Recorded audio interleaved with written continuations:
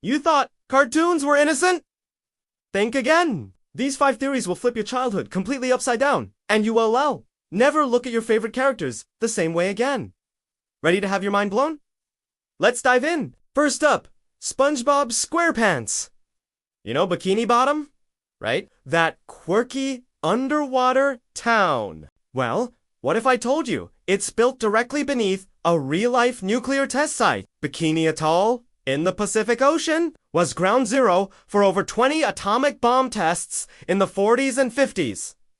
The theory goes that SpongeBob and his friends aren't just odd sea creatures. They're actually mutated sea life, created by the leftover radiation. The constant weirdness, the bizarre creatures, and even the name Bikini Bottom all point to this disturbing origin. SpongeBob himself, with his porous and unnatural shape, is the prime example of a creature twisted by radioactive fallout. It makes you see his pineapple under the sea in a much more ominous light. Next, let's talk about the Rugrats. This one gets dark, so brace yourself. The theory suggests that the babies, except for Angelica, aren't real.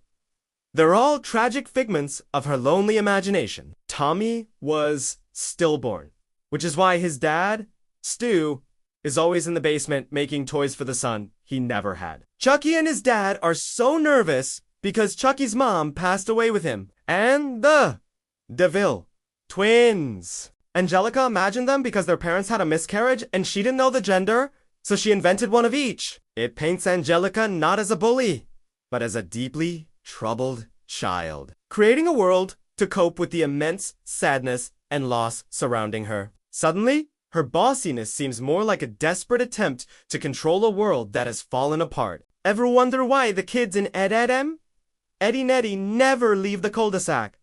Or why there are no adults? Welcome to the Purgatory Theory. This idea proposes that all the children in the show are actually dead, and the cul-de-sac is their limbo. Each character represents a child from a different era of American history, stuck in an endless summer, unable to move on. Rolf is from a farming family in the early 1900s. Johnny and Plank are from the 1920s.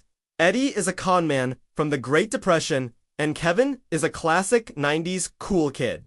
They're all just stuck. This explains the surreal, timeless feel of the show and why the world feels so isolated and repetitive. They're not just trying to get jawbreakers. They're trying to find a way out of their eternal, suburban prison.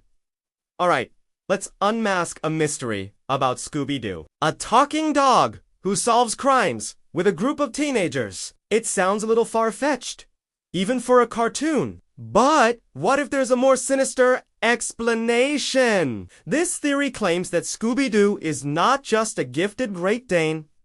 He's a government experiment. Think about it. We're talking about a secret program to create sentient, intelligent animals for espionage and surveillance. The Mystery Inc. gang isn't just a bunch of kids on a road trip. They're handlers, tasked with field testing this highly advanced biological asset. The Mystery Machine isn't just a groovy van. It's a mobile command center. Every monster they unmask is just a cover for their real mission. It's not about ghosts and ghouls. It's about Cold War era secrets and a dog that knows way too much. Finally, we have Courage the Cowardly Dog. What if the most terrifying thing about the show is that it's actually the most realistic? The theory is simple. Courage isn't living in the middle of nowhere, surrounded by actual monsters. He's just a normal, small dog living in a regular house, and we are seeing the world through his eyes. His extreme fear and anxiety distort his perception of reality. Every monster that shows up is just a normal person, the mailman, a visitor, a repair person, but to a tiny, scared dog, they look like terrifying ghouls. The middle of nowhere is just a quiet, rural home. Everything that happens is a manifestation of his canine paranoia. Courage isn't a hero fighting demons. He's just a very, very frightened little dog trying to protect his elderly owners from a world he doesn't understand. So, still think cartoons are harmless? Is your childhood officially wrecked? If we just shattered your reality, hit that like button. And for more twisted truths that will change the way you see everything, make sure you subscribe. Thanks for watching, and sweet dreams!